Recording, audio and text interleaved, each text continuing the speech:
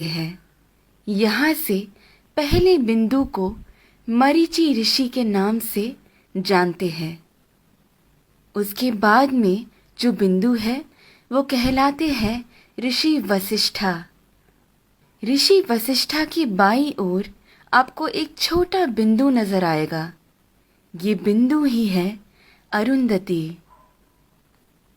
ऋषि वशिष्ठा के बाद आते हैं ऋषि अंगीरसा, फिर आते हैं ऋषि अत्रि। फिर दाईं ओर की तरफ मुड़ते हुए जो बिंदु आता है वो है ऋषि पुलस्त्य।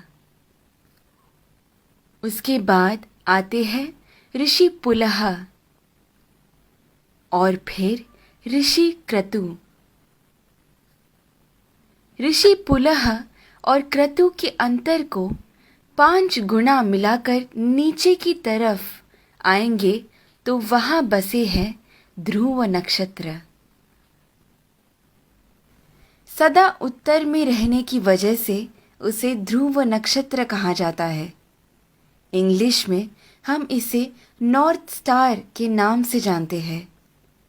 बाल्यावस्था के ध्रुव नक्षत्र अगर उत्तर में बसे हैं तो वृद्धावस्था के अगस्त्य नक्षत्र दक्षिण में बसे हैं। अगस्त्य और ध्रुव नक्षत्र हमेशा उसी स्थान पर ही पाए जाते हैं। इन दोनों के बीच में मौजूद आकाश गंगा सतत घूमती रहती है। इस कारण से हमारी धरती अक्ष के ऊपर घूमकर घूमती रहती है। ये सच है कि सारा जगत भगवान के इर्द गिर्द घूमता रहता है, लेकिन वो हमें कभी नजर नहीं आ सकता। भूमि के अनेक कालों में से उसे 4 काल में छांटते हैं। ऊपर नजर आ रहा पीठ के बल सोया हुआ प्रश्न चिन्ह के आकार में बना हुआ सप्त ऋषि मंडल हमें वसंत ऋतु में ठीक ऐसे ही नजर आता है। आगे बढ़ते हुए शिशिर ऋतु यानी ठंड के मौसम में हमें सप्त ऋषि मंडल ऐसे नजर आता है।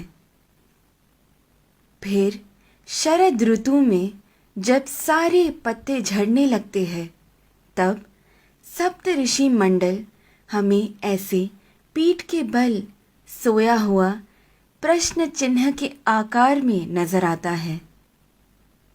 और फिर ग्रीष्म ऋतु यानी गर्मी के मौसम में हमें सप्त ऋषि मंडल ऐसे शीर्षासन कर रहे प्रश्न चिन्ह के आकृति में नजर आता है। चाहे जो भी हो, जब हम ये सारे प्रश्न चिन्हों को एक साथ में देखते हैं, हमारे सामने एक विशेष आकृति हमें बनता हुआ नजर आता है।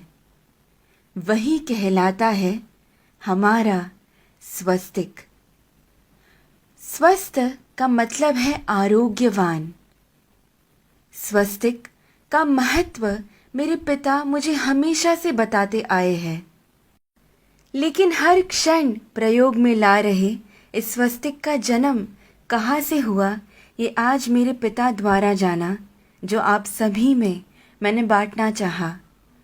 ध्रुव नक्षत्र को देखते हुए हमें ये मालूम होता है कि हम पूरी जिंदगी जिस दिशा की ओर बहते जा रहे हैं वही है उत्तर दिशा। इसीलिए शायद हमारी भूमि पर भी दक्षिण में अधिक जल है और उत्तर की ओर अधिक जमीन है। इस विषय को इतनी सुंदरता से वीडियो के रूप में बनाकर आप सभी को समझाने का श्रेय जाता है मुक्ता जी को। धन्यवाद। तत्परा अहोरात्रा।